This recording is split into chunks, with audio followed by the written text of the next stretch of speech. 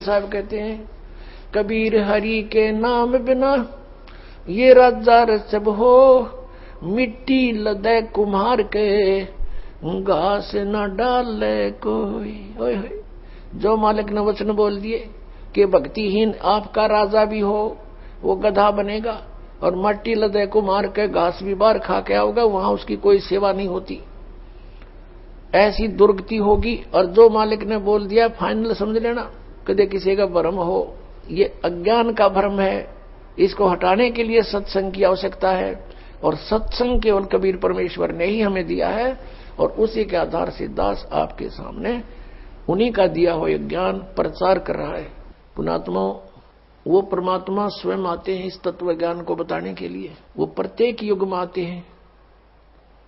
सतयुग में परमेश्वर का नाम सत सुकृत था और त्रेता में परमेश्वर का नाम मुनिंदर था, मुनिंदर ऋषि। द्वापर में करुणा में और कलयुग में कबीर देव, कबीर साहब उनका नाम रहा है। पुण्यात्मा, यदि परमेश्वर नहीं आते यहां पर तो हमें यह भक्ति मार्ग प्राप्त नहीं होता, हम अपना जीवन नष्ट करते रहते। कितना महा उपकार किया उस परम पिता ने आके। और पुण्यात्माओं, जो ये समागम 5 दिवस का चल रहा है, ये इस दास को इस फाल्गुन मास की अमावस्या को इस दास को दीक्षा प्राप्त हुई थी। और परमात्मा कहते हैं, जिस दिन सतगुरु भेंटिया 100 दिन लेखे जान, बाकी समय बर्बाद गया तेरा बिना गुरु के नाम। जिस दिन आपको दीक्षा प्राप्त हुई वो आपका आध्यात्मिक जन्म है। पुण्यात्माओं, ये दिन जो इतना महत्वपूर्ण है, फाल्गुन की अमावस्या, सन 1988 को यही फाल्गुन की अमावस्या के दिन दास को उपदेश प्राप्त हुआ था मेरे पूज्य गुरुदेव परम पूज्य स्वामी रामदेवानंद जी महाराज से। और पुण्यात्माओं, अगर वो दिन मुझे प्राप्त ना होता तो आज आप भी दुखी रहते, वंचित रहते और दास का भी जीवन नष्ट हो जाता। अब वो दिन इस जिंदगी में भूला नहीं जा सकता। तो उस उपलक्ष्य में ये ज्ञान, ये समागम हो रहा है। तो जिस तरह दास को ये ज्ञान हुआ, और ये दास पहले यही डले ढो रहा था, लोक वेद के आधार से भक्ति कर रहा था। पीछे लग गया जाऊं था मैं लोक वेद के साथ, रस्ते में सतगुरु मिले है दीपक दे दिया हाथ।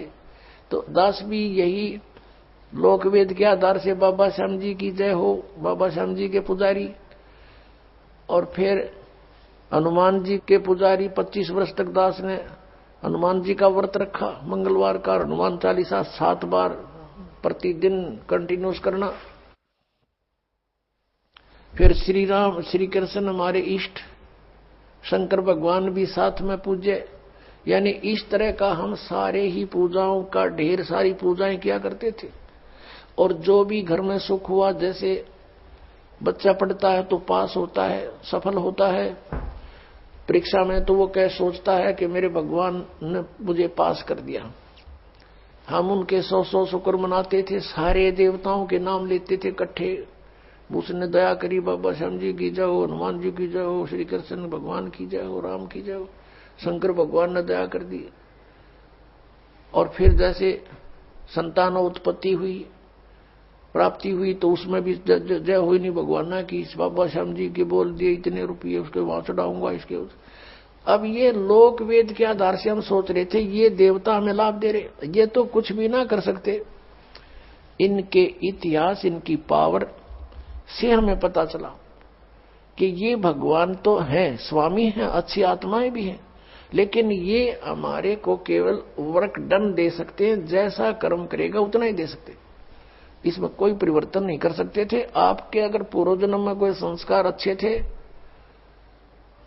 उनसे आपको लाभ हो रहा था, लाभ ही देंगे ये। आपका कोई पाप कर्म आ गया तो पाप कर्म भी जबरदस्ती आपका भुगवाएंगे, उसमें कोई परिवर्तन ये नहीं कर सकते। अब कबीर देव जो है वो कर सकता है। तो पुण्यात्माओं, ये दास पहले लोक वेद के आधार से अपना जीवन नष्ट कर रहा था। कोई अभाव नहीं था घर में, सब सुविधाएं थी, संतान थी, 2 पुत्र 2 पुत्री, जेई की सर्विस थी दास की, जूनियर इंजीनियर की, और ये सोच रहा था बहुत बढ़िया काम है, ऐसे ही ठीक है। और जब ये अंधेरा हट्या, जब बता के कोट जन्म तन बरमत हो गए, कुछ ना हाथ लगा रे, कुकर सुकर खरबा बोरे, कौवा हंस पुकारे, कोटि जन्म तू राजा की, न मिटी न मन की आशा, और भिक्षकों का दर दर घूमया, ये मिला नहीं निर्गुण रासा। इंद्र कुबेर ईश की पदवी, और ब्रह्मा वरुण धर्मराया, विष्णुनाथ के पुर को जाकर तो फिर भी वापस आया। अब क्या बताते हैं कि इतनी अच्छी अच्छी पोस्ट तूने प्राप्त की, इंद्र बना, ब्रह्मा विष्णु महेश तक की पदवी आपने प्राप्त की, और फिर जन्म मृत्यु में। जैसे ये ब्रह्मा कुमारी पंथ है, श्री लेखराज ये सुनार का काम करता था बंबई में, और वहां कोई सत्संग हो रहा था, इनके गुरु सत्संग कर रहे थे। एकदम इसमें कोई और आत्मा आएगी जो कभी किसी जन्म में वो कोई शिव पद पर रहा था, और वो एकदम बेहोश हो गया, यूं आंख लाल लाल होगी, फिर बोलने लगा शिवोहम, मैं शिव हूं, मैं शिव। भूत बोला। अब जैसे बताओ, एक बार एक गांव का सरपंच मर गया, भूत बन गया, और वो आकर किसी में प्रवेश करके बोला, और बैठ के कुर्सी पर नो कहा, मैं सरपंच हूं फलाना, आओ इधर कराओ साइन मेरे। अब वो अब भी अपने आप को सरपंच मान रहा था। तो ऐसे उसका भ्रम था, उसने यू एक अडंगा और पैदा कर दिया, ब्रह्मा कुमारी वाला पंथ। अब भगवान आवे और दूसरे में बोल लगा, मैया बोलने लग गया बुढ़िया में। भगवान ने किसी के बॉडी की जरूरत नहीं है, उसका सहयोग लेकर उसको बोले तो काल का विधान है, स्वयं भी ऐसे ही बोलता है, और इसके देवता भी ऐसे ही किसी में प्रवेश करके बोलते हैं।